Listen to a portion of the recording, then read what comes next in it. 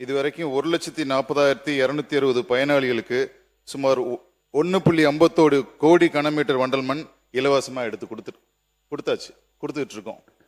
அதாவது விவசாயிங்கிற பேர்ல மண்ணை அதிகமாக அள்ளுற மாஃபியாக்களை விட மாட்டோம். அதுதான் இங்க நம்ம மாண்புமிகு உறுப்பினர் கேட்கிறாரு, இந்த வண்டல் மண் எங்க பாகிஸ்தானுக்கா போகுதுன்னு.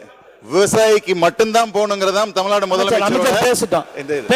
பாகிஸ்தானுக்கு இல்ல, பக்கத்து ஊருக்கு கூட போக விட மாட்டோம். திருடிட்டு போக விட மாட்டோம்.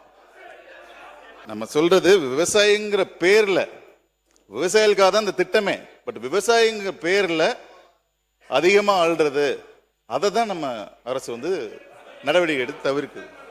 மாண்புமிகு முன்னாள் முதலமைச்சர் எடப்பாடி பழனிசாமி அண்ணன் அவர்கள்.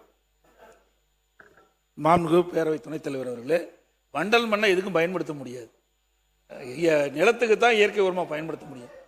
அதிமுக ஆட்சி செங்கல் சோலைக்கு வண்டல் மண் அதிகமாக பயன்படுத்த முடியாது. களிமண் தான் பயன்படுத்த முடியும், செம்மண் தான் பயன்படுத்த முடியும். அதோட அனைத்து இந்திய அண்ணா திராவிட முன்னேற்ற கழகம் ஆட்சி இருந்த பொழுது குடிமராமத்து திட்டத்தை கொண்டாந்து நீண்ட காலமாக ஏரிகளில் அந்த திட்டத்தை, இந்த வண்டல் மண் அழிக்கின்ற திட்டம் இல்லை நிலுவையில் இருந்தது. கிட்டத்தட்ட பல ஆண்டுகளமாக இருந்தது. அதனால் மழை காலத்தில் நீர் வீணாகாமல் தேக்கி வைப்பதற்காக, நிலத்தடி உயர்வதற்காகத்தான் இந்த குடிமராமத்து திட்டத்தை கொண்டாந்தோம்.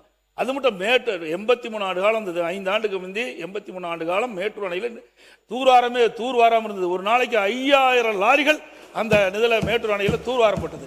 தமிழ்நாடு முழுவதும் பொதுப்பணித்துறையின் சார்பாக 8000 ஏரிகள் தூர்வாரப்பட்டது. இது முழுக்க விவசாயிகளுடைய பங்களிப்போடு இந்த திட்டத்தை நடைமுறைப்படுத்தணும். மாண்பு அமைச்சர் சொல்லும்போது விவசாயிகளை மாஃபியான்னு சொல்லுவது தவறு. அந்த வார்த்தையை நீங்கள் அவைக்குள்ளது நீக்க வேண்டும். இல்ல மாண்புமிகு முன்னாள் முதலமைச்சர் மாத்தி சொல்றாங்க. விவசாயிகளை யாரும் மாஃபியான்னு சொல்லல.